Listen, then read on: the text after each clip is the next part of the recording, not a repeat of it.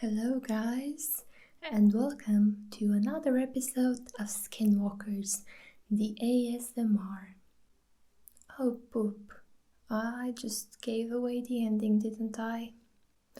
Well, if it's any consolation, as of the moment I am filming this, I don't really know what story I'll be reading today, so it might not be Skinwalkers. It probably is though, but keeping the mystery alive and such. As I've mentioned in past videos, today I will not be featuring any ads so that people who would rather listen to the audio can still get some enjoyment out of my videos. And also, when it comes to ads, it's like those 5 seconds might as well just be 3 goddamn hours. It certainly feels like they are. So yeah. Also, as per usual, there's going to be a mini story featured on my Patreon. So if you think that appeals to you, go check it out. As of this moment, we've already reached our 3rd episode of the mini series, so you might have some catching up to do. And before we start, I'd like to put it out there once again that if there's a story you find particularly interesting, perhaps you wrote it or you just like it and like to hear it being narrated on my channel, just send it away. My DMs are open and I could always pull some strings. So anyway, let's get started. I'll go ahead and share mine, but I won't green text it. It's a bit long for that. I was going camping with this group of about 10 to 15 people for some volunteer work I was doing. It looked really good on resumes and such. There were only 400 people around my age. I was 23 at the time. The rest were either really young, 13 to 15, or in their 40s and 50s.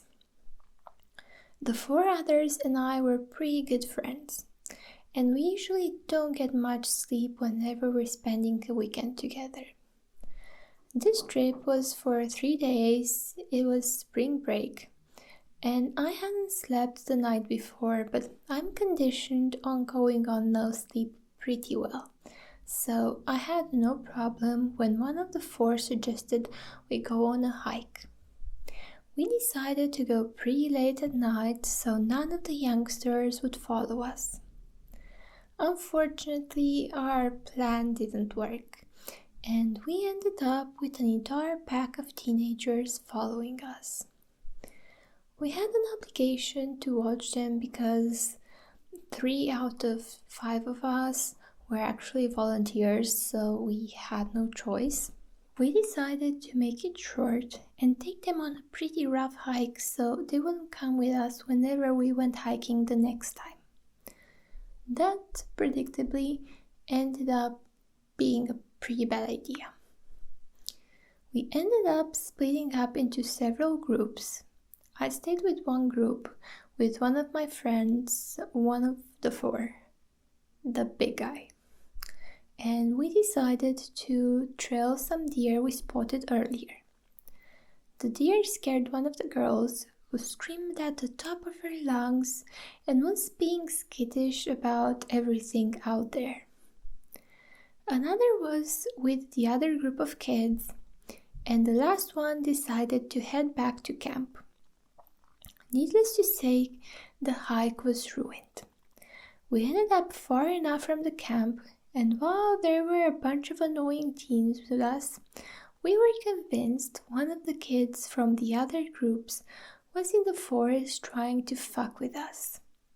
We heard rustling at several points, and we kept hearing the same scream deeper into the woods, which sounded like the girl who screamed earlier about the deer. Mind you, she was with one of the other groups. Anyway, we got to camp and told the kids to just shut the fuck up and go to sleep because they were being loud the entire hike. And we all stayed base next to the trail that led into the woods. We stayed there for several hours before morning simply because we couldn't sleep when the big guy who left to hunt some deer joined us.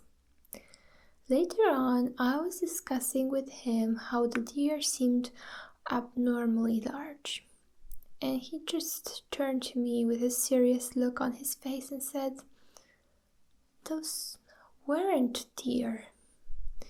I got almost right next to one. All I could see were its eyes, and it wasn't moving. And it was almost as big as me. Now, keep in mind that this guy was about 6'6" or 6'7", and he's one of those heavy-set guys who you think would be able to kill a man in one punch. And he seemed pretty spooked. Fast forward to the next night. The previous hike took too much of a toll on the teens, save two. One of them was this loud chick, and I didn't mind having her around as much as the other kid. The other was a complete retard. He was loud, annoying, and had a sense of humor equivalent to that unfunny eel meme. He tried making jokes all the fucking time. There was never a moment of silence with this kid. This time, only the big guy, two of our 5-man group, and the two teens went with us. We decided to go see some of the sights this time. Apparently, when a few of them had gone camping before, they found this secret room next to this old fort-like building. While we were heading to that room, the retard kid got separated from us, and he wandered off with his flashlight. We ended up finding him, and he got scolded for being stupid and wandering off at 1 a.m. when he didn't know the area. Instead of being a whiny bitch like he usually was, he was completely silent, and he seemed like he was in a daze. At this point, we hadn't slept for 2 days. For me, it had been 3, so I just chalked it up to him being tired and not being able to handle the hike. Later on, I realized that the kid had slept the last night because I saw him get into his tent and crash with most of the teenagers. The other girl, however, hadn't. So we go back to the fort and head up to the top room, where the chick had decided to go to sleep. The whole way back, the retard kid was walking really awkwardly. He looked like a goddamn baby horse. Not to mention, he was being completely silent still. One of us had to walk behind him to make sure he didn't fall back onto the rocks. Anyway, when we got to the top room and the chick fell asleep, the kid laid down and fell asleep immediately after. We didn't care that much. They're about 13 and 14. They couldn't handle it, we guessed. The rest of us entertained ourselves by making fucking shadow puppets for 2 hours. At the end of that, we were all kind of dozing off, and we were all so sleep deprived we couldn't smell cigarette smoke anymore. I was the most alert of them, probably because I was still sitting up, keeping watch. At about 3 a.m., the kid stands up out of nowhere. And the other guys snap out of it because we're thinking, what the fuck is he doing now? And he starts stumbling towards me in his awkward, jerky movement. And I'm there thinking he's going to fucking follow me, so I start telling him to sit back down. and then the others start to command him to sit back down. At this point, he starts twitching backwards. And there's a ledge not too far behind him, so we're yelling at him to sit the fuck down because we're thinking he's going to fall off. The big guy is about to stand up, so am I, so this kid doesn't die. Then the kid starts sounding like he's trying to talk, and I have no idea what he's trying to say. His voice just doesn't sound normal anymore. And he collapses back down and goes back to sleep. We're brushing it off because we're tired and we decide it's time to go back to camp. So we try waking up the chick and say it's time to go.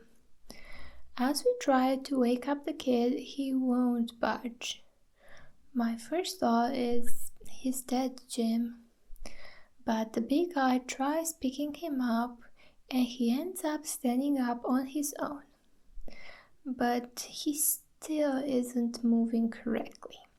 So the big guy has to pretty much carry the fucker down along with his bag into the truck we all came in, which wasn't too far. The rest of us got our stuff and got in, and the kid was trying to get in on the same side as me, and he twitches backward before he gets in. It was at this point I noticed he was kind of bruised up. Not really on his head much, just on his arms, and he didn't have those bruises the night before. He's still been quiet and shit, so I check his forehead to make sure he's not dying or anything, and he doesn't have a fever. Plus, I know he didn't do any drugs because this program we were volunteer for is one of those churchy drug-free programs, so I had no idea what the fuck was wrong with him. When we got back to camp, he got out, leaves his bag and his flashlight, which was weird because he was being pretty pissy about anyone touching either of those stuff before we went on the hike. He goes off towards the edge of the campsite. His tent wasn't over there, mind you, but we didn't care at this point because we think he's probably just taking a piss or something, and we're at the site, so he's not our responsibility anymore. Everyone else goes to sleep immediately, but me and the big guy, we stay up for a bit, discuss what happened to the retarded kid. The big guy is an X-File too, and we both read about Goatman a few times, so we brought that up. As we were discussing it and analyzing the situation, it just got more and more eerie. And at one point, he mentioned that while the kid was standing up, all the crickets and shit just went quiet in the background, which I barely even noticed at the time. We decided to keep watch, mostly because we got no sign of the kid yet. About 30 minutes into our watch, the guy decides he needs his phone to keep track of time, and I needed to take a piss, so we left our spots. He took my flashlight because it's brighter than his, and I took the kid's because I wasn't going too far. Before we left, he set his flashlight down on the bed of our friend's truck. As I'm headed back, I see a few flashes from what I thought was my flashlight, and it was just some flickering, like someone was turning it on and off. It was like he was signaling to me where he was, so we sat back down and resumed our watch. Barely even a few minutes later, he realizes that his flashlight was gone. We searched for it and turned up with nothing. I just told him to use my flashlight, but we were both pretty alert at that point. About 10 minutes later, his dog, which he had left at the campsite while we were hiking, lifts up his head and starts growling at the woods. I'm watching the side because we were both keeping an eye on each other's blind spots. And when I look in the same direction as the dog, I see something flickering in the woods. The woods are about 40 to 50 feet from our current location, so I let him know. Now we're both just watching the flickering in the woods, and we realize that it looks like his flashlight, and he's flashing on and off like it was signaling. I then realized that the forest was quiet again. The crickets had stopped chirping and everything. We just sit there and watch it because honestly, fuck investigating. And it stops about 50 minutes later. A while after that, he decides he needed to get some sleep because he'll be driving back the next day. And I say, alright, I'll stay up and patrol the site, so I do. It's cold as fuck out there and I'm only armed with a flashlight and an axe. It was about 4:50 a.m. Luckily, nothing else happened that night. The next day, we see the retard kid again, and we just have no idea what direction he came back from. Mind you, he didn't come from one of the tents, and the last time I've seen him, he was heading towards the woods. Somebody must have told him to get into the car, and he did just that while some other people were packing up his stuff.